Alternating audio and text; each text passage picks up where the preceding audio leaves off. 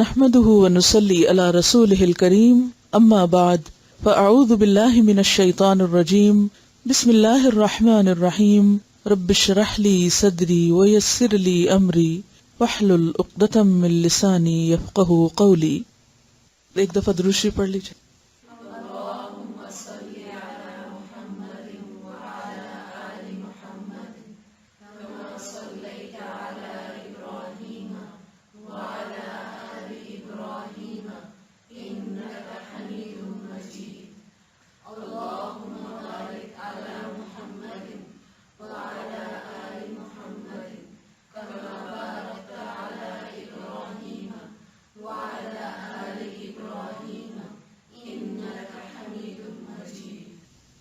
دعا مانگیے.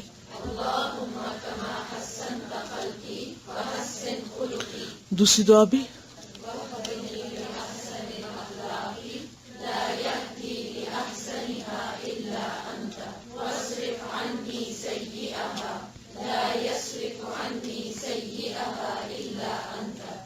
آج ہم جھوٹ کے بارے میں پڑھیں گے. میرے خیال میں اس ٹاپک کو صدق ہونا چاہیے تھا، سچائی. اگر ہم سچائی کے بارے میں جان لیں تو جھوٹ خود ہی پتہ چل جائے. لیکن یہ ٹاپک اور یہ موضوع اتنا اہم ہے کہ اگر ہمیں اس کی سمجھ آ جائے تو گویا پورے دین کی سمجھ آ جائے.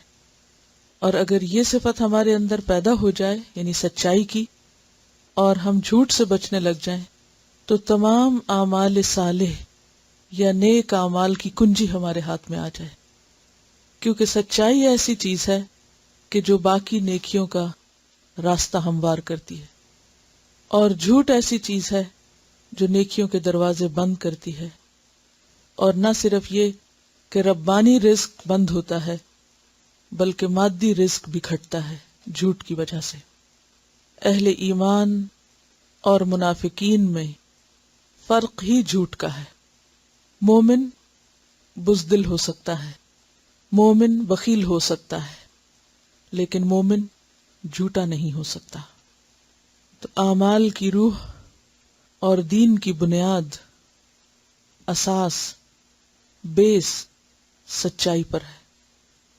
نبوت کے بعد اگلا درجہ صدیقین کا ہے. من النبیین والصدیقین والشہداء. اللہ سبحانہ وتعالی ہمیں سچے لوگوں کا ساتھ دینے کا حکم دیتا ہے. کونوا مع الصادقین.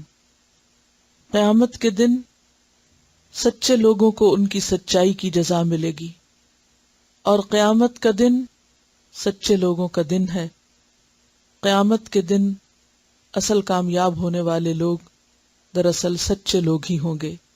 ھذا یوم ینفع الصادقین صدقہم. تمام انبیاء کو اللہ سبحانہ وتعالی نے سچی زبان عطا کی. وجعلنا لہم لسان صدق علیا. انبیاء کے بعد سچے لوگ ہر دور میں دین کے خادم بنے اور انہی کی خدمت میں برکت ہوئی. نبی صلی اللہ علیہ وسلم کے بعد حضرت ابوبکر صدیق رضی اللہ تعالی عنہ کو اس امت کے السابقون الاولون میں سے اول ہونے کا خطاب ملا، یا ان کو یہ مقام ملا. والذی جاء بالصدق وصدق به اولئک هم المتقون. وہ جو سچائی لایا اور اس نے سچائی کی تصدیق کی، وہی لوگ دراصل متقی لوگ ہیں. صدق، سچائی، صداقہ، سچی دوستی، اور صادق کہتے ہیں عربی میں بہت میٹھی کھجور کو. تو سچا انسان کیسا ہوتا ہے؟ میٹھا ہوتا ہے. اس کی باتیں، اس کا معاملہ، اس کا طریقہ، اس کا طرز عمل، ان سب چیزوں میں ایک ایمان کی مٹھاس اور حلاوت ہوتی ہے جو اس کے آس پاس کے لوگوں کے لیے بھی باعث سکون ہوتی ہے. صادق اور صدیق میں فرق یہ ہے کہ صدیق بہت زیادہ سچے کو کہتے ہیں، جو سچائی میں کامل ہو، ہر لحاظ سے سچا ہو، اور نہ صرف یہ کہ زبان سے بلکہ عمل سے اپنی بات کو سچا کر دکھانے والا ہو. اور سچائی دل اور زبان کی موافقت کا نام ہوتی ہے. جو دل میں ہے وہی زبان پر ہے. ایسے انسان کا سر اور علانیہ یعنی اندر کا حصہ اور باہر کا حصہ، ظاہر اور باطن ایک جیسا ہوتا ہے. سچا شخص اپنی بات پر قائم رہتا ہے، اسی لیے سچے انسان کو نیکی پر استقامت نصیب ہوتی ہے. اس کے اندر تلون نہیں ہوتا، وہ ایک سٹیبل انسان ہوتا ہے. جھوٹا شخص رنگ بدلتا رہتا ہے، کبھی ایک بات کہتا ہے، کبھی دوسری بات کہتا ہے، کبھی ایک کام کرتا ہے، کبھی دوسرا کام کرتا ہے. لیکن سچا انسان نہ صرف یہ کہ اپنے قول کا سچا ہوتا ہے، اپنے ارادوں کا بھی سچا ہوتا ہے اور اپنے عمل کا بھی سچا ہوتا ہے. اور عمل کی سچائی کیا ہوتی ہے کہ جس چیز کو انسان اچھا سمجھے اور اچھا قرار دے اور نیکی سمجھے پھر اس پر جم جائے. جیسے اس کائنات کی سب سے بڑی سچائی اللہ کی معرفت اور اللہ پر ایمان لانا ہے، تو پھر قل آمنت باللہ ثم استقم، ہر حال میں انسان اس پر جمع رہے.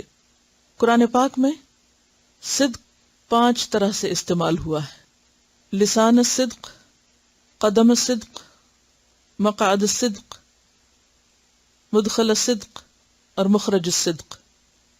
یعنی صدق کو 5 طریقوں سے بیان کیا گیا ہے. رب ادخلنی مدخل صدق، کہ یا اللہ مجھے جہاں بھی لے جا سچائی کے ساتھ لے جا، سچائی کے مقام پہ داخل کر.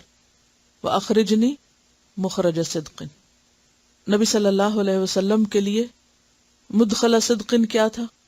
مدینہ. اور مخرج صدق کیا تھا؟ مکہ. اور آپ کی پہچان دور نبوت سے پہلے کیا تھی؟ دور جاہلیت میں بھی کہ آپ صادق اور امین ہیں، یعنی نبوت سے پہلے بھی آپ کی زبان سچی تھی. دیگر انبیاء کو بھی سچی زبانیں دی گئی اور آپ کو بھی لسان صدق نصیب ہوئی. اور قدم الصدق کیا ہے؟ جنت. اور مقعد الصدق وہ سچا مقام جو اللہ کی ملاقات کے وقت انسان کو نصیب ہوگا.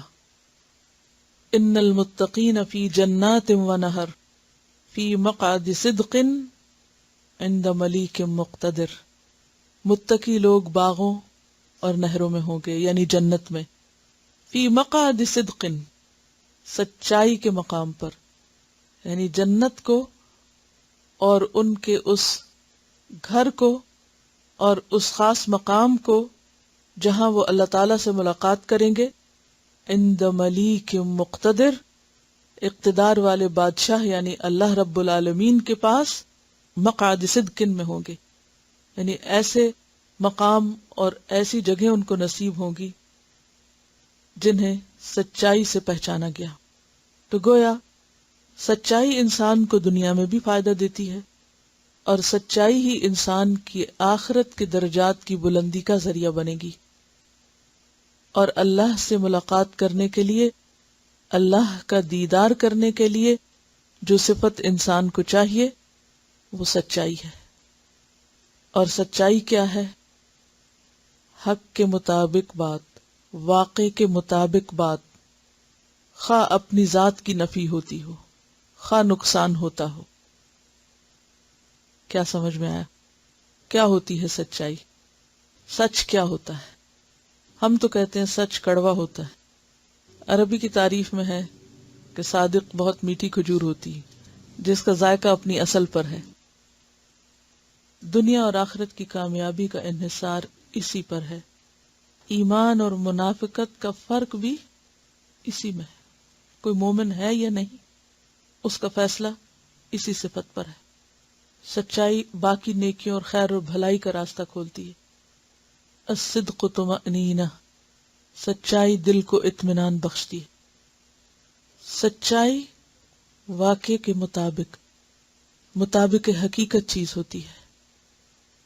سچائی دل اور زبان کی موافقت کا نام ہے.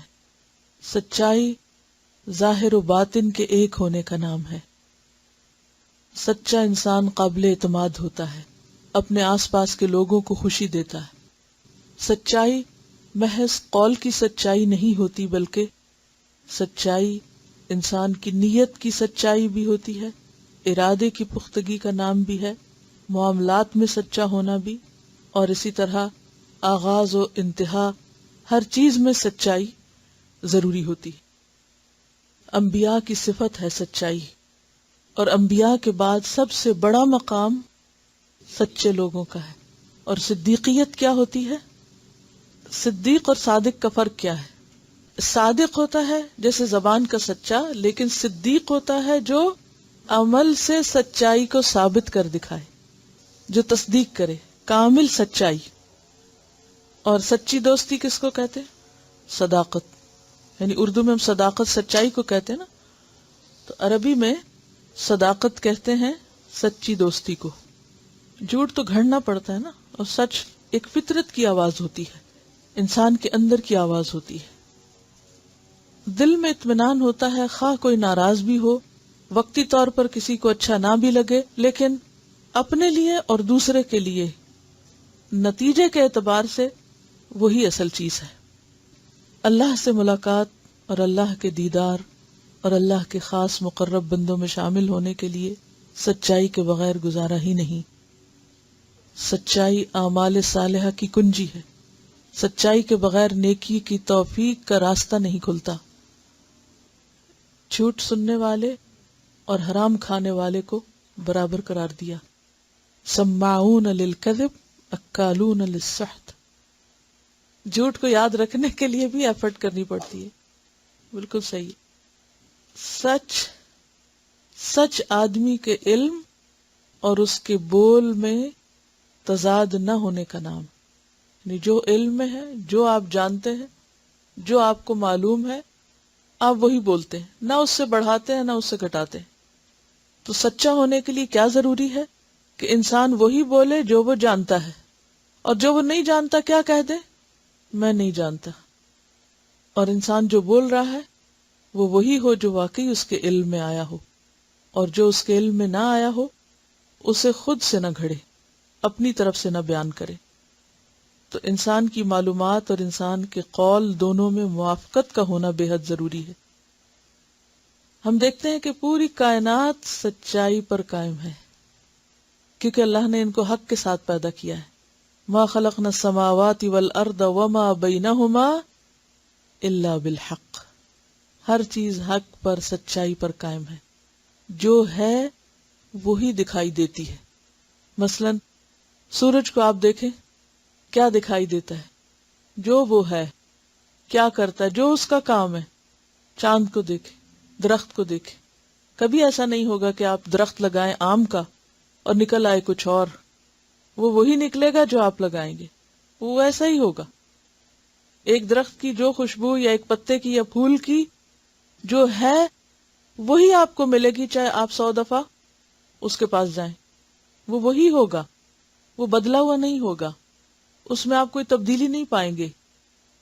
پہاڑوں کو آپ دیکھیں، پتھروں کو آپ دیکھیں، مختلف چیزوں کو آپ دیکھیں، اپنے ہاتھ، اپنے پاؤں، اپنے جسم کو دیکھیں، وہ جو ہیں وہی نظر آتے ہیں۔ اگر وہ تھکے ہوئے ہیں تو وہ ویسے ہی نظر آئیں گے، اگر وہ صحت مند ہیں تو وہ صحت مند ہی نظر آئیں گے، وہ پریٹینڈ نہیں کرتے۔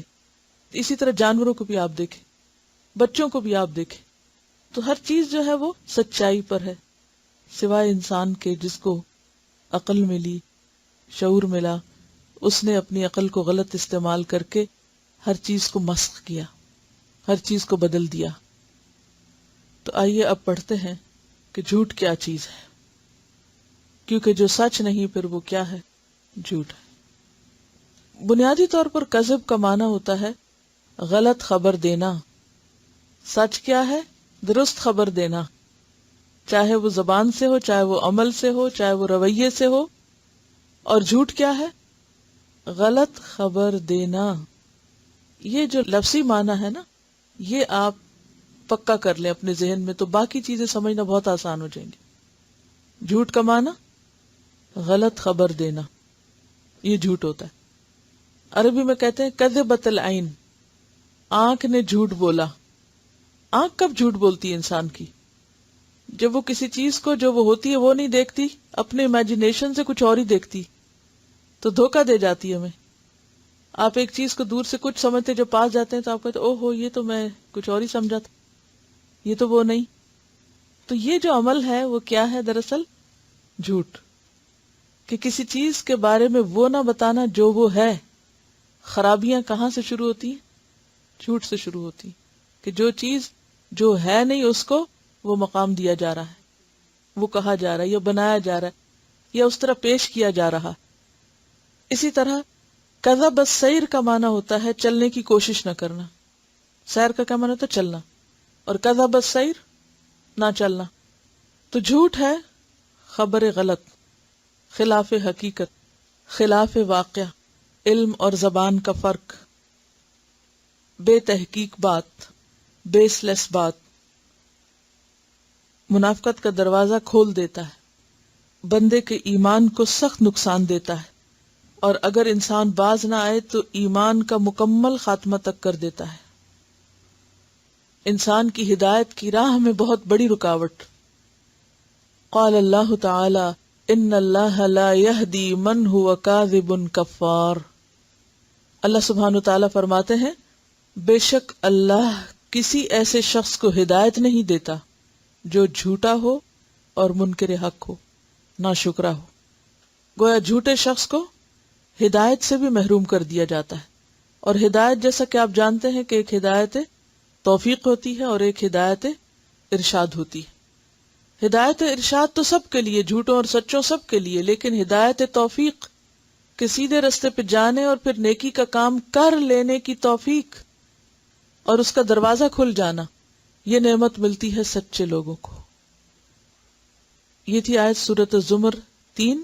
اور سورۃ مؤمن آیت 28 میں فرمایا ان اللہ لا یہدی من هو مسرف کذاب. بے شک اللہ تعالی نہیں ہدایت دیتا کسی اس شخص کو جو حد سے بڑا ہوا اور سخت جھوٹا ہو. مسرف کذاب. تو اس سے پتہ یہ چلتا ہے کہ جھوٹ کا سب سے بڑا نقصان یہ ہوتا ہے کہ انسان ہدایت سے، صحیح راستے سے، اللہ کی گائیڈنس، رہنمائی سے، توفیق سے محروم ہو جاتا ہے. اور جس پر کوئی دروازہ ہی بند ہو جائے اس کے لیے پھر آگے خیر اور بھلائی کرنے کے مزید چانسز کیا ہو سکتے ہیں. اسی لیے اللہ تعالیٰ فرماتے ہیں قال اللہ تعالی یا ایھا الذین آمنوا اتقوا اللہ وکونوا مع الصادقین.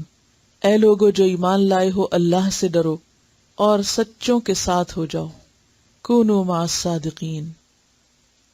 کیونکہ انسان کی دوستی اسی شخص سے ہو سکتی ہے جس کو وہ اپنے مزاج اور ذوق کے مطابق پاتا ہے. یہ بالکل نیچرل ہے نا.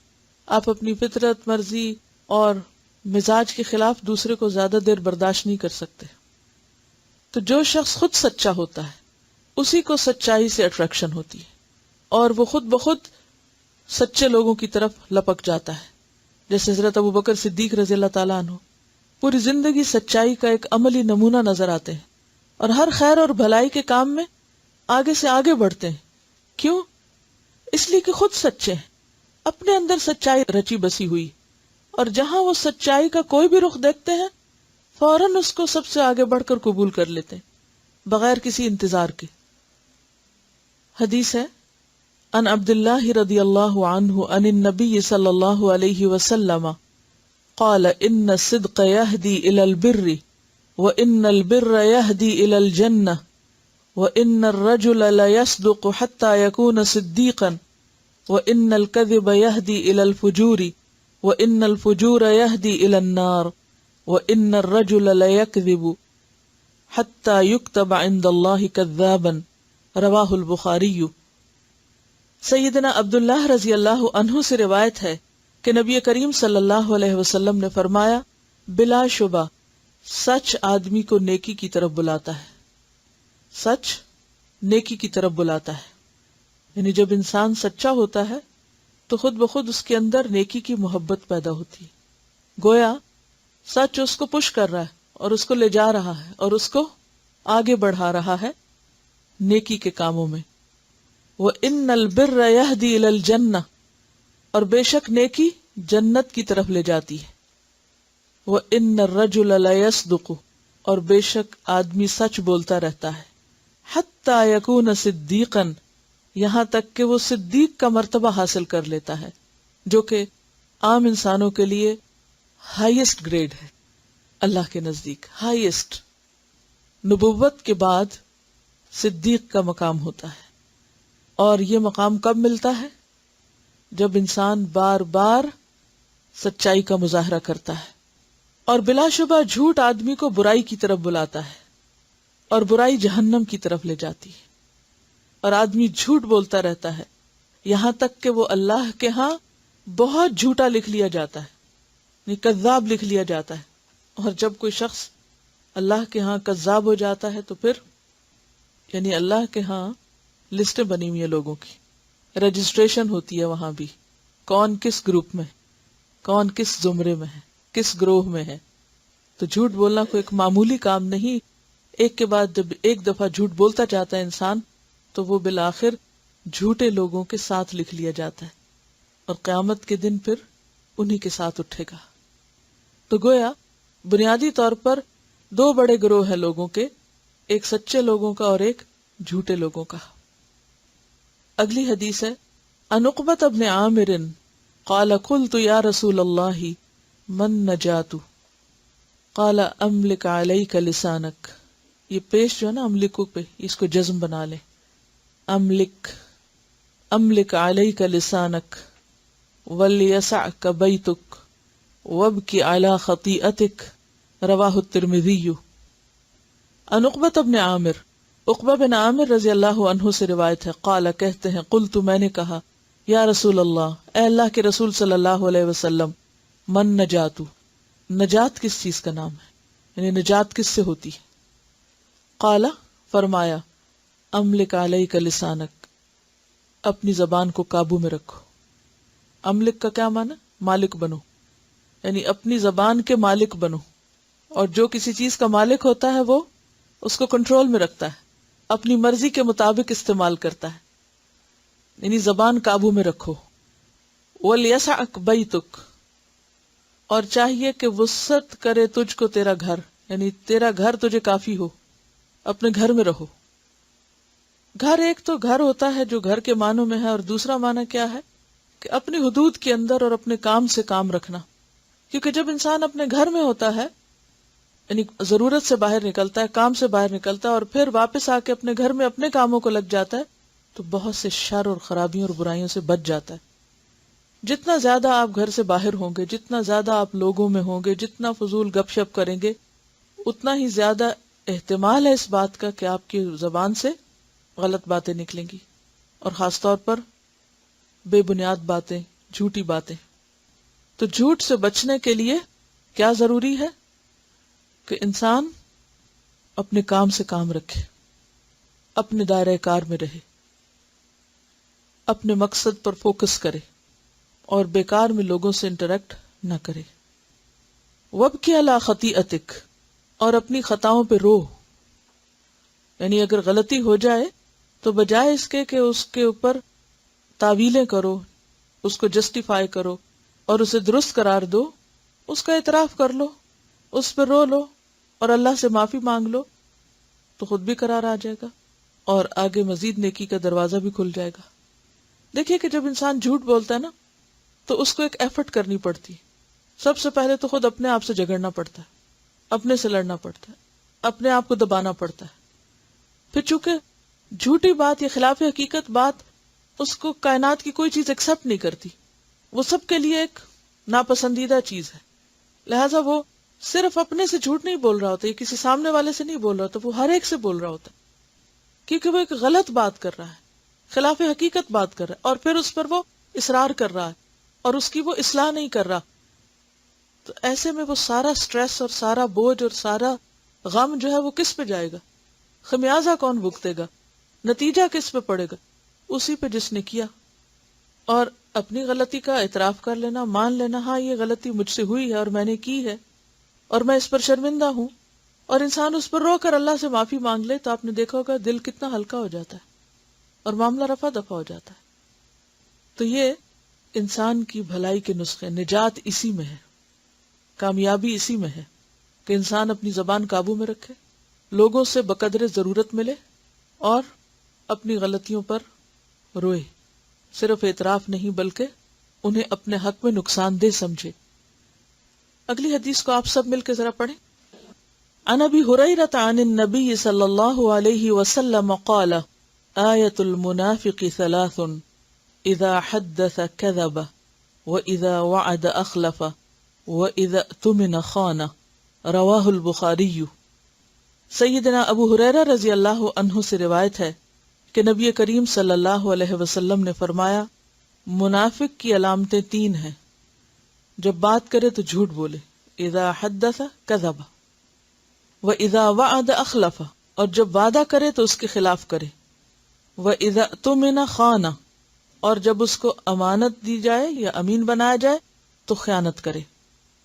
اور صحیح مسلم کی روایت میں آتا ہے، اگرچہ وہ روزہ رکھے، اگرچہ وہ نماز پڑھے، اور اگرچہ وہ یہ سمجھتا ہو کہ میں مسلمان ہوں۔ خواہ کوئی شخص روزہ رکھے یا نماز پڑھے یا اپنے آپ کو مسلمان سمجھتا رہے، لیکن اگر وہ جھوٹ بولتا ہے اور وعدہ خلافی کرتا ہے اور خیانت کرتا ہے تو وہ پکا منافق ہے۔ اور منافقین کا انجام کیا ہے؟ ان المنافقین فی الدرک الاسفل من النار۔ اصل میں اگر زندگی کو سچائی کی بنیاد پر استوار کرنا ہو تو پوری زندگی کو ری شیڈیول کرنا پڑے گا۔ یہ کمپلیٹ چینج کا نام ہے۔ سچا بننا ایک نیا لائف سٹائل ہوگا جو اخلاص پر مبنی ہوگا، جس میں انسان اپنی زبان، اپنی گفتگو، اپنے قول اور اپنے معاملات کو صحیح طور پر استوار کرے گا، کیونکہ یہ دو مختلف زندگیاں ہیں۔ کیسے مختلف؟ سچائی نور ہے، روشنی ہے، اور جھوٹ اندھیرا ہے، تو اتنا ہی فرق ہوگا جیسے دن اور رات میں۔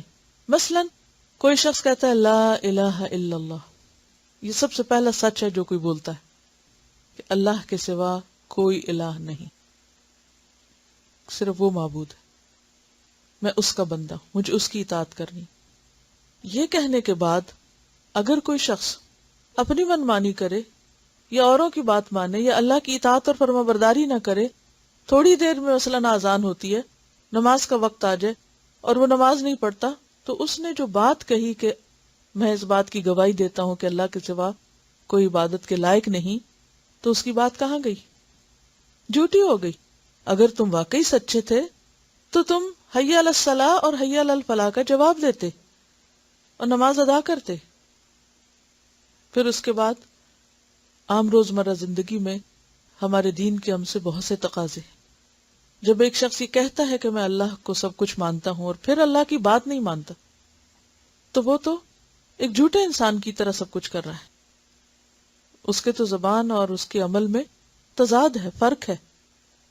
وہ اللہ کو نہیں، اپنے دل کو الہ مانے ہوئے، جیسے قرآن مجید میں آتا نا، اَرَأَيْتَ مَنِ اتَّخَذَ إِلَٰهَهُ هَوَاهُ أَفَأَنْتَ تَكُونُ عَلَيْهِ وَكِيلًا، کیا تم نے دیکھا اس شخص کو جس نے اپنی خواہش نفس کو اپنا الہ بنا رکھا ہے؟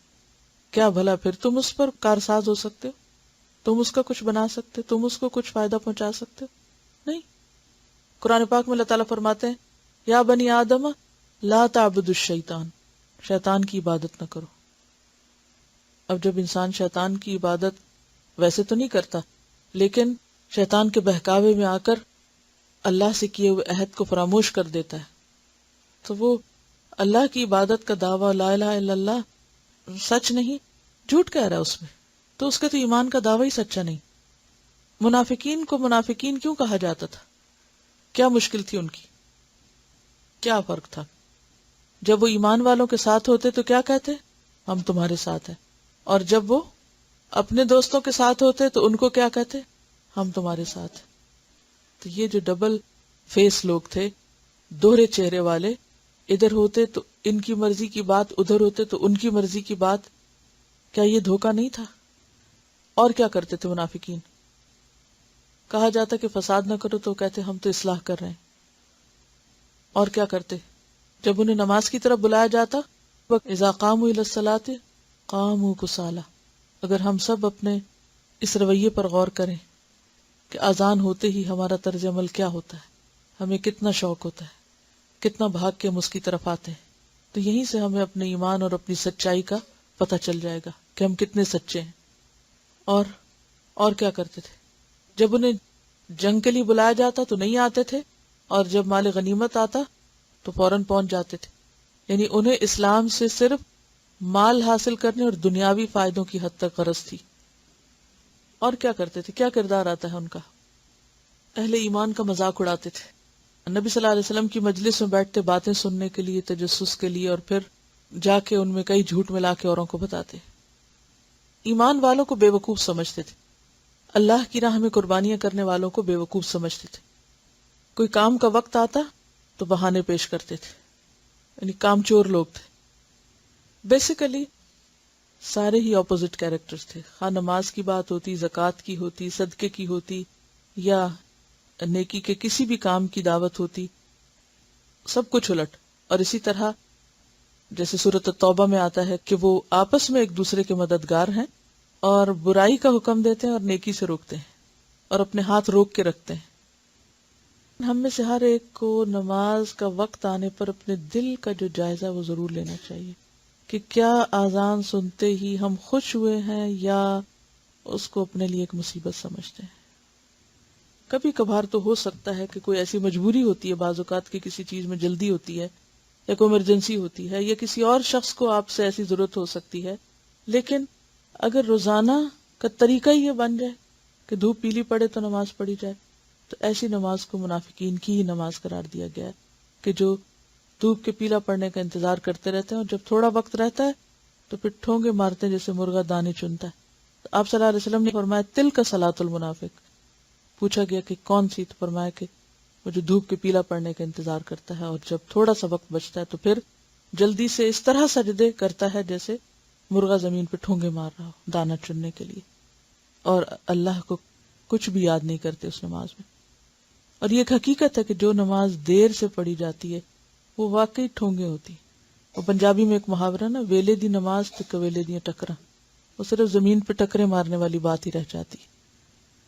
بنیادی طور پر منافقت جنم لیتی ہے دنیا کی محبت سے، دنیا کو آخرت پر ترجیح دینا.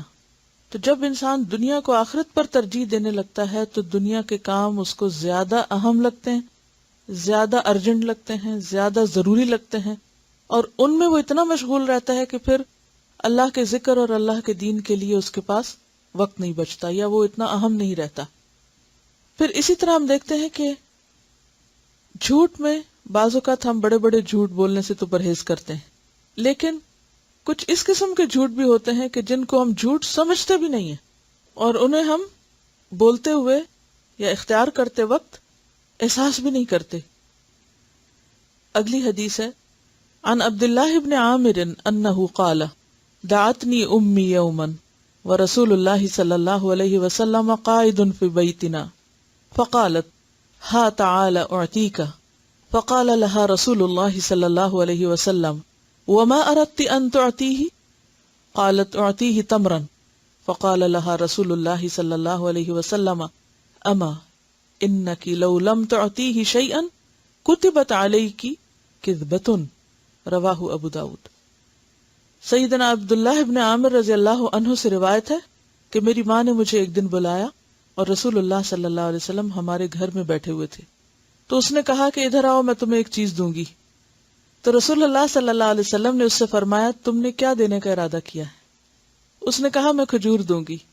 تو رسول اللہ صلی اللہ علیہ وسلم نے اس کو کہا اگر تم اس کو کچھ نہ دیتی تو تمہارے اوپر ایک جھوٹ کا گناہ لکھا جاتا. اور یہ چیز کتنی عام ہے، مائیں بچوں کے ساتھ ہر وقت جھوٹی باتیں کرتی رہتی، حتیٰ کہ بچے جھوٹ کو بھی جھوٹ نہیں سمجھتے اور اسی پہ تربیت پاتے ہیں. اچھا تم ایسا کر لو تو تمہیں یہ ملے گا، تم وہ کر لو تو تمہیں، یا یہ کہ جھوٹی بات کر کے ان کو ٹال دیا، یا ان سے جھوٹ بلوایا، فون پہ یہ کہہ دو، فلاں سے یہ نہ کہنا، یہ کہنا، یعنی ان کو جھوٹ پکا کرا کے وہ کہلوا کے بھیجا. اب ہم سمجھتے ہیں بچے معصوم ہیں، ان کو کیا پتا، لیکن کیا ہوتا ہے وہ پھر جس ماحول میں تربیت پاتے ہیں وہ اس سے بھی بڑے جھوٹے بن کے نکلتے ہیں. وہ ماں باپ جنہوں نے بچوں کو دوسروں کو دھوکہ دینا سکھایا ہو، وہ جب بڑے ہوتے ہیں تو ماں باپ ہی کو دھوکہ دیتے ہیں. تو بعض اوقات ہم سمجھتے ہیں کہ یہ تو بچے ہیں اور اس کو ہم بہلانا کہتے ہیں، تو جھوٹ بولنا کہتے بھی نہیں، جھوٹ مانتے بھی نہیں. السلام علیکم. ایک گریڈ 5 کا بچہ تھا اور ایسے لگتا تھا کہ ہر بات اس کی جھوٹی، کام کیا نہیں کیا، کتاب ہے نہیں ہے، اور اس کی کنڈر گارڈن سے یہ عادت چلی آ رہی تھی، اور ٹیچرز لٹرلی اپنے بال نوچ رہی تھیں کہ جو پوچھو جھوٹ اور بے خوف جھوٹ. اور بعد میں پتہ چلا کہ ماں باپ کی بنتی نہیں تھی اور افیئر چل رہا تھا، تو گھر میں اتنا جھوٹ بولا جاتا تھا کہ بچے پہ کوئی اثر نہیں ہوتا تھا اگر تم اس کو کہو نا کہ سچ بولو، کچھ جیسے کوئی فلکر بھی نہیں. اتنا hardened, he was a hardened liar at age 10, and the teachers literally didn't know what to do with him, and it was because of the constant lies that were being lived in the house. کیونکہ جو چیز عمل سے انسان سیکھتا ہے وہ کہیں زیادہ پکی ہوتی ہے، خواہ وہ سچائی ہو یا جھوٹ ہو، بنسبت اس کے کہ جو صرف زبانی کسی لیکچر سے سیکھے. اور پھر اس میں آپ دیکھیں کہ ماں باپ اپنے لیے کیا صدقہ جاریہ چھوڑ کے جاتے ہیں، سچ کا یا جھوٹ کا. اگر جھوٹ بولا اور ان کو جھوٹ سکھا دیا اور وہ جھوٹ پہ پلے اور جھوٹ ان کی زندگی میں ایک نارم بن گیا، تو پھر وہ بیج کس نے لگایا تھا اور اس کا صلہ یا وہ کانٹے کس کے راہ میں آئیں گے؟ لگانے والوں کے. اور والدین کا صرف سچ کی تلقین کرنا کبھی بھی فائدہ نہیں دے سکتا جب تک کہ وہ خود سچے نہ ہوں اور سچے بن کے نہ دکھائیں. پھر جھوٹ کی ایک اور قسم ہے. عن ابی ہریرہ عن النبی صلی اللہ علیہ وسلم قال کفى بالمرء كذبا ان يحدث بكل ما سمع، رواہ مسلم. سیدنا ابو ہریرہ رضی اللہ عنہ سے روایت ہے کہ رسول اللہ صلی اللہ علیہ وسلم نے فرمایا، آدمی کے جھوٹا ہونے کے لیے اتنا ہی کافی ہے کہ وہ ہر سنی سنائی بات کو آگے بیان کر دے، کہ جو کسی نے کہا اس کو بغیر تحقیق کے، بغیر انالائز کیے آگے پہنچا دے. اور اس میں آپ دیکھیے کہ صرف زبانی باتیں ہی نہیں، عملی طور پہ بعض اوقات ہم اتنا انفلوئنس ہو جاتے ہیں کہ ہمیں سمجھ نہیں آتی کہ جو بات ہم آگے پہنچا رہے ہیں وہ سچ بھی ہے یا نہیں. اور اس میں ایسی فیک قسم کی میلز، جھوٹے قصے، جھوٹی باتیں، جھوٹ پر مبنی سٹوریز بنائی ہوئی، ان کو ہم اصلاح کے لیے آگے ایک دوسرے کو بھیجتے رہتے ہیں. جھوٹے خواب. تو کوئی بھی چیز جس کی بنیاد پتہ نہ ہو، جس کی اوریجن پتہ نہ ہو، اس کو پھیلانا بھی جھوٹ پھیلانے میں حصہ لینا ہے. اور انسان اگر غلطی سے ایسا کر جائے تو جب اس کو احساس ہو، وہ ریئلائز کرے، تو اس سے کیا کرنا چاہیے؟ ودرا کر لینا چاہیے اور اعلان کر دینا چاہیے کہ یہ بات جس سورس سے پہنچی وہ درست نہیں تھا، اور جس کو پہنچی وہ اپنی اصلاح کر لے. پھر اسی طرح بعض اوقات لوگوں میں لڑائی جھگڑا ہو جاتا ہے، اور اس موقع پر اگر آپ بہت سیدھی سیدھی باتیں کریں تو وہ فساد مزید پھیل سکتا ہے. ایسی صورت میں اجازت دی گئی کہ انسان کچھ خاموشی سے کام لے، یا بات کا کچھ حصہ جو ہے وہ آگے نہ پہنچائے تاکہ مزید فساد کی آگ نہ بھڑکے.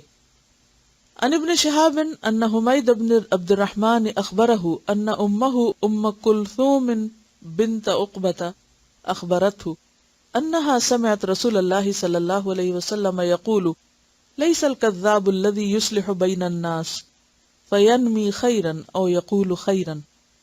ابن شہاب روایت کرتے ہیں کہ حمید بن عبد الرحمن نے انہیں خبر دی کہ ان کی یعنی حمید کی والدہ سیدہ ام کلثوم بنت عقبہ رضی اللہ عنہا نے انہیں خبر دی کہ انہوں نے رسول اللہ صلی اللہ علیہ وسلم کو یہ فرماتے ہوئے سنا تھا کہ جھوٹا وہ نہیں جو لوگوں میں باہم صلح کرانے کی کوشش کرے اور اس کے لیے کسی اچھی بات کی چغلی کھائے.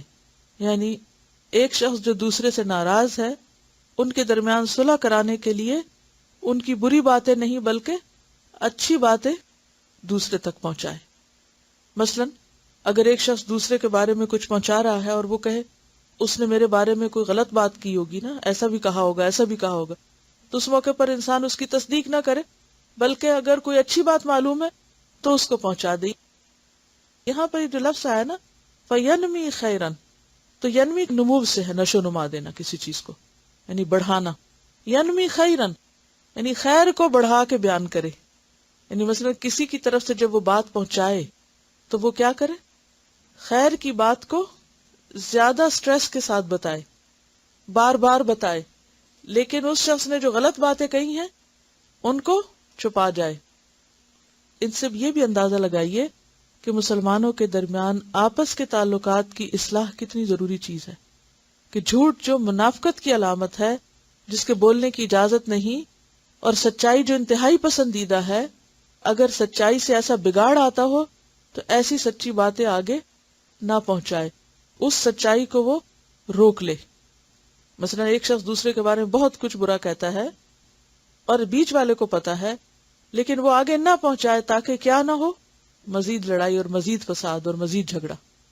بلکہ اگر کوئی ایک اچھی بات پتا ہو تو اس کو اتنا زیادہ کرے، ینمی خیرن، اس خیر کو اتنا اگائے، اتنی دفعہ کہے کہ دوسرے کو اس کی خیر کا یقین آ جائے اور پھر وہ فساد ختم ہو جائے۔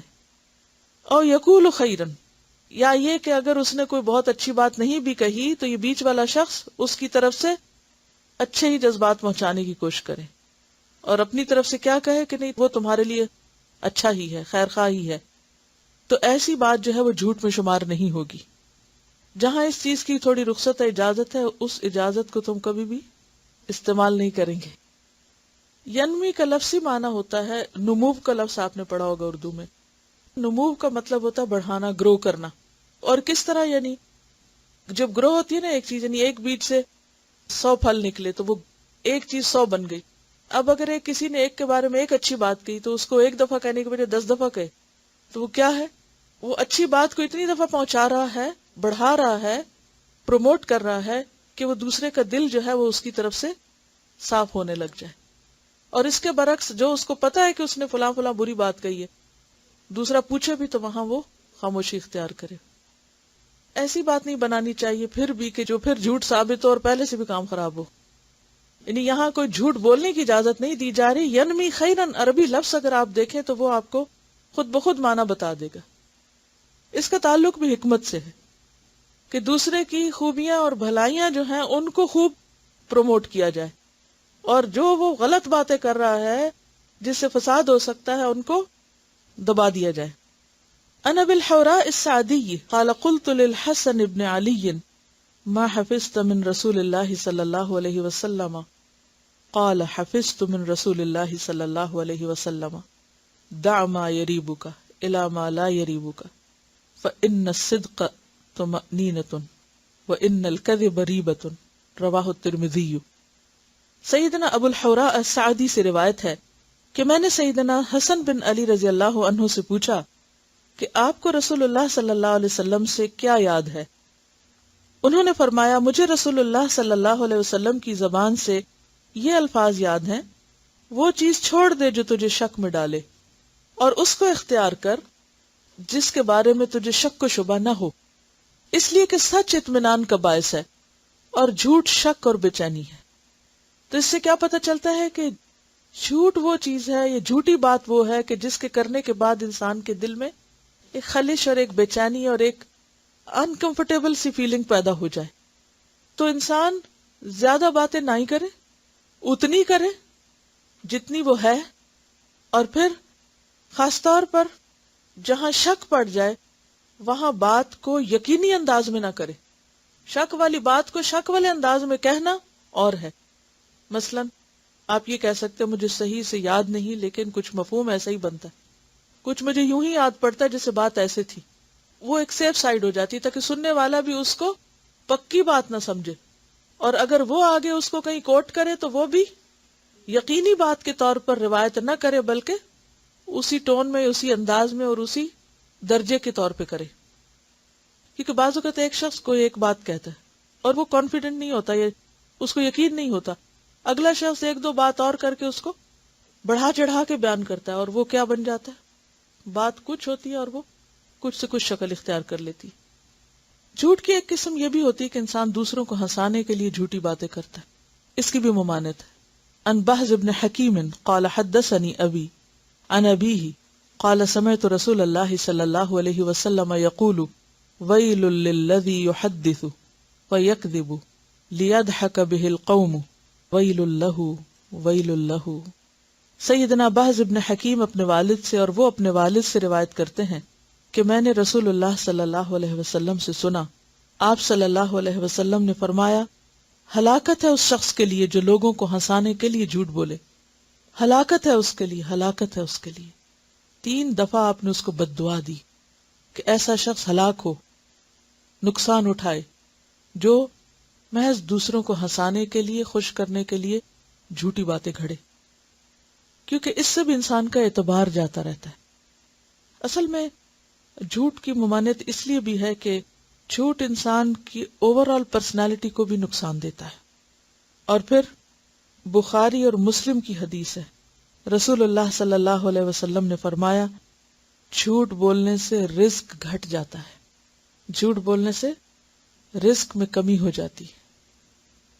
یعنی جھوٹ جہاں ایمان کا نقصان ہے وہاں مال کا نقصان بھی ہے.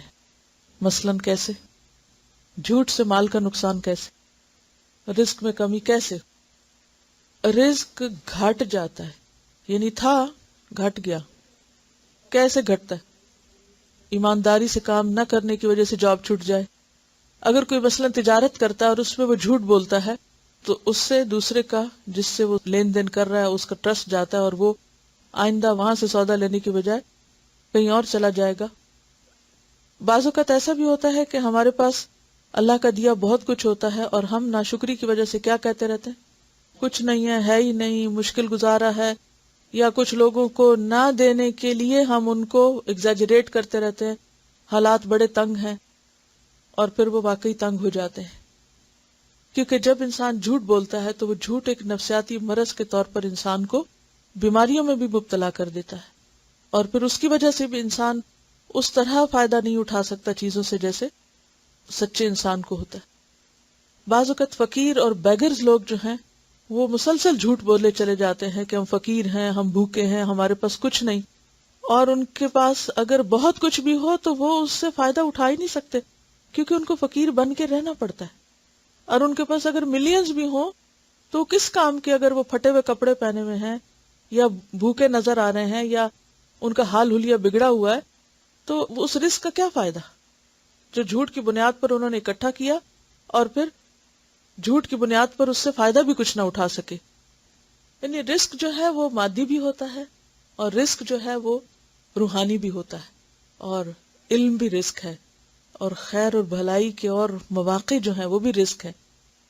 تو جب انسان جھوٹ بولتا ہے اور اس کا کوئی اعتبار نہیں ہوتا، کوئی وہ ٹرسٹ وردی نہیں ہوتا، تو ایک وقت آتا ہے کہ لوگ اس پر اعتماد نہیں کرتے اور پھر وہ جو خیر اور بھلائی کا معاملہ اس سے کیا جا سکتا تھا اس سے وہ محروم ہو جاتا ہے.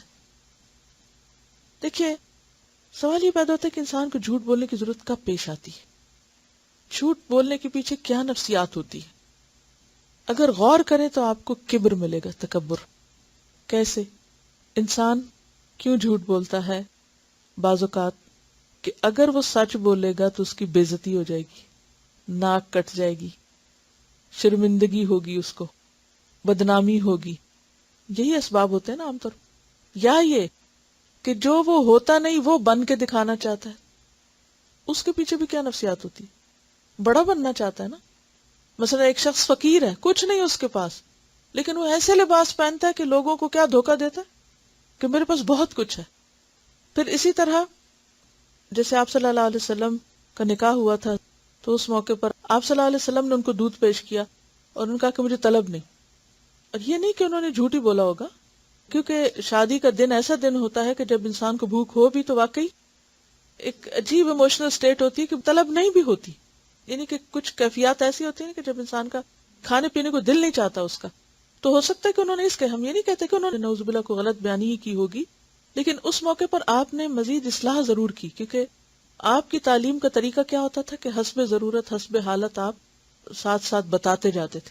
تو آپ نے کیا فرمایا کہ بھوک اور جھوٹ کو جمع نہ کرو، کہ جھوٹا تکلف جو ہے وہ بھی درست نہیں.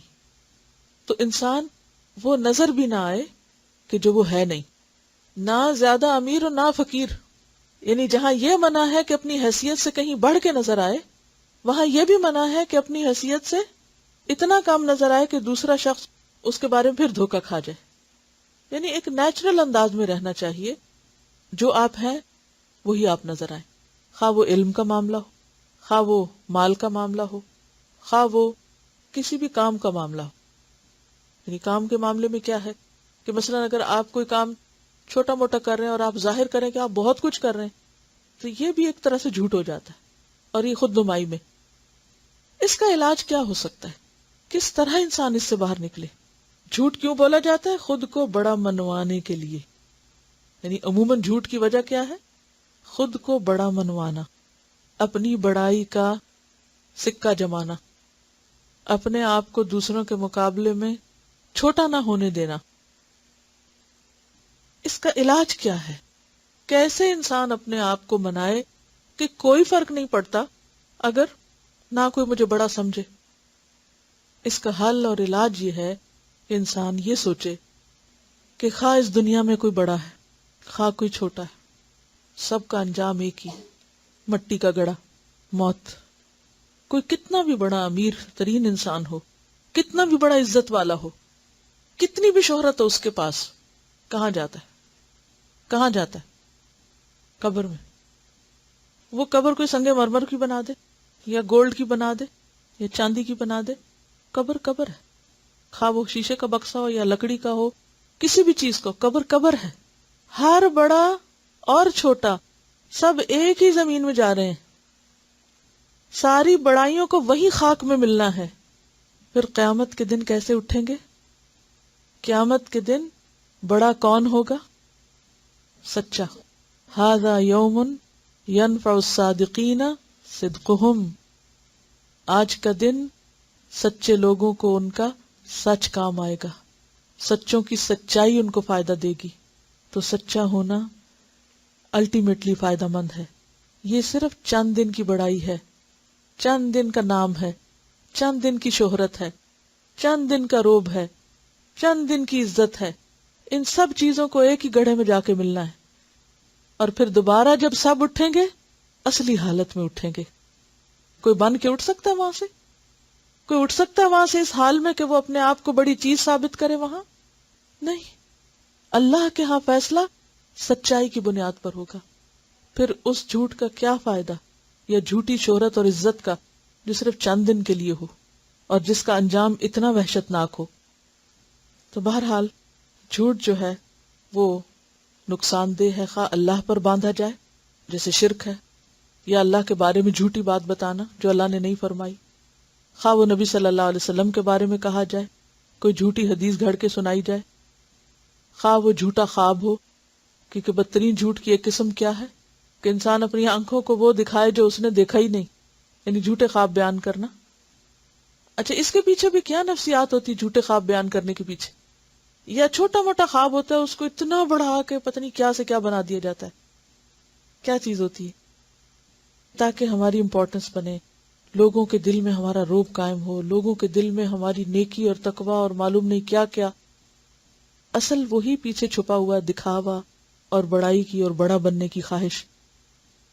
نبی صلی اللہ علیہ وسلم نے فرمایا سب سے بڑا جھوٹ یہ ہے کہ آدمی اپنی آنکھوں کو وہ دکھائے جو انہوں نے دیکھا ہی نہیں۔ پھر اسی طرح بدگمانی بہت بڑا جھوٹ ہے۔ نبی صلی اللہ علیہ وسلم نے فرمایا ایاکم والظن فإن الظن اکذب الحدیث، بدگمانی سے بچو، یعنی دوسرے کے بارے میں بغیر تحقیق کے جھوٹی بات سوچنے سے، کیونکہ بدگمانی سب سے بڑی جھوٹی بات ہے۔ یعنی آپ کسی کے بارے میں وہ سوچ رہے ہیں جو اس کے وہم و گمان میں بھی نہیں، جو اس کے خیال میں بھی نہیں۔ پھر اسی طرح عدالتوں میں جھوٹ، جھوٹی گواہیاں۔ آپ صلی اللہ علیہ وسلم نے فرمایا جھوٹی گواہی اللہ کے ساتھ شرک کے برابر ہے۔ کیا میں تمہیں سب سے بڑا گناہ نہ بتاؤں؟ صحابہ نے عرض کیا ہاں اللہ کے رسول۔ صلی اللہ علیہ وسلم فرمایا اللہ کے ساتھ شرک اور والدین کی نافرمانی۔ آپ نے ٹیک لگائی ہوئی تھی تو بیٹھ گئے اور کہا کہ جھوٹی گواہی یا جھوٹی بات، اور آپ برابر کہتے رہے یہاں تک کہ ہم نے کہا کہ کاش آپ خاموش ہو جائیں۔ پھر اسی طرح مبالغہ آرائی، یہ بھی جھوٹ کی ایک قسم ہے۔ رسول اللہ صلی اللہ علیہ وسلم نے فرمایا میری تعریف میں مبالغے سے کام نہ لو، ایگزیجریشن نہ کرو، جس طرح عیسائیوں نے ابن مریم کی تعریف میں مبالغہ کیا۔ بس میں تو صرف اللہ کا ایک بندہ ہوں، بس تم مجھے اس کا بندہ اور اس کا رسول کہو۔ نہ اپنی جھوٹی شہرت بنانے کے لیے جھوٹ بولنا چاہیے، اور نہ کسی کو بڑھانے چڑھانے کے لیے مبالغہ آرائی کرنا چاہیے، یا کسی کے بارے میں ایسے جذبات کا اظہار کرنا جو آپ کے دل کے جذبات نہیں۔ مثلا آپ کسی سے کہیں کہ میں تو آپ کی بے حد عزت کرتی ہوں، اور دل میں خاک برابر عزت نہ ہو، کسی سے کہے کہ میں آپ سے بے حد محبت کرتی ہوں، دل میں کوئی محبت نہ ہو، تو انسان دوسرے کو جھوٹی باتیں کر کے اپنے سے راضی کرنے کی کوشش نہ کرے. جو دل میں ہے وہی زبان پر ہو، اور ہر ایک کی سچائی اس کے عمل سے ظاہر ہو جاتی. کون کس سے کتنی محبت کرتا ہے، کون کس کی کتنی عزت کرتا ہے، کون کس کے بارے میں کیا سوچتا ہے. صرف زبان کی باتیں کافی نہیں ہوا کرتی. پھر اسی طرح جھوٹی قسمیں کھانا. قیامت کے دن اللہ تعالیٰ ایسے لوگوں کی طرف دیکھے گا بھی نہیں، انہیں پاک بھی نہیں کرے گا جو جھوٹی قسم کھاتے ہیں. پھر اسی طرح رمضان میں اگر آپ اپنا ایک ہدف رکھ لیں اپنے تزکیہ اور اصلاح کا، اور پورا مہینہ اس بات کی پریکٹس کریں کہ مجھے روزہ رکھ کر نہ کوئی جھوٹی بات کرنی ہے، اور نہ ہی کوئی جھوٹی کسی کی تعریف، اور نہ ہی جھوٹے جذبات کا اظہار، اور نہ ہی کوئی جھوٹ بولنا ہے، اور دعا بھی اپنے لیے کرتے رہیں، تو انشاءاللہ آپ دیکھیں گے کہ اللہ تعالیٰ آپ کو سچا ایمان نصیب کرے گا. جب آپ شعوری کوشش کریں گے کہ مجھے غلط بیانی نہیں کرنی، حاصل کیا ہوگا، ملے گا کیا؟ ملنا تو وہی ہے جو اللہ چاہے گا، بلکہ الٹا جھوٹ بول کے تو رزق گھٹے گا، کسی کی محبت میں کمی ہو جائے گی. یعنی کہ جو ہمیں نیکی یا توفیق یا کوئی خیر بھلائی ملنی ہے وہ بھی نہیں ملے گی اگر جھوٹ سے کام لیا. اور خاص طور پر روزے کو جو نقصان دینے والی چیز ہے وہ کیا ہے؟ جھوٹ. نبی صلی اللہ علیہ وسلم نے فرمایا، بخاری کی روایت ہے، جو آدمی جھوٹ اور اس پر عمل کو نہ چھوڑے، من لم یدع قول الزور والعمل به فلیس للہ حاجۃ ان یدع طعامہ وشرابہ. تو یہ آپ کا اگلا ٹارگٹ ہے.